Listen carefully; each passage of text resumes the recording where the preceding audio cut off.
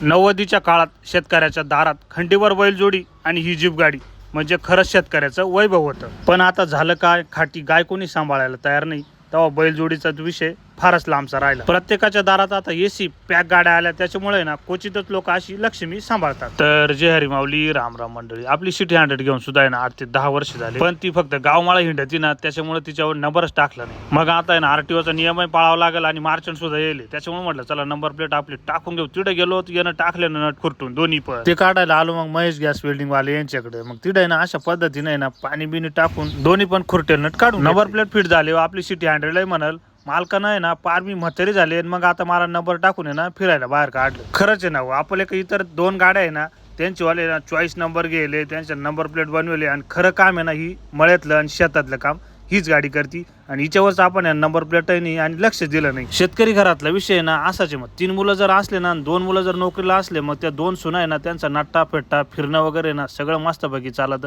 फक्त जी लक्ष्मी ना शेतात काम करते ना, फक्त बाकी तिचं फिरणं तर बाजूलाच राहतं, पण ते आहे ना लक्ष्मीचे कष्ट मात्र सुद्धा आहे ना कोणालाच दिसती नाही. तसंच आपण इतर दोन्ही गाड्याचे आहे ना चॉईस नंबरला 5-5, 6-6 हजार रुपये खर्च करेल बरं का. ह्या गाडीचं आहे ना काही विषयच नाही. दुकानवर नांदुडी गावचे आपले फॉलोवर आले होते, ते म्हणे आम्हाला दयालचं आहे ना कॉम्बी डोस द्या आणि त्याच्याबरोबर ना आम्हाला डीएपी टाकायचा. म्हटलं अहो डीएपी टाकायची गरजच नाही ना. मग त्याला सुद्धा सुपर ॲक्शन फॉस दिलं आणि ते म्हणे आम्ही ना 2 वेळा ही गाडी बनवली, आमची लक्ष्मीची ती.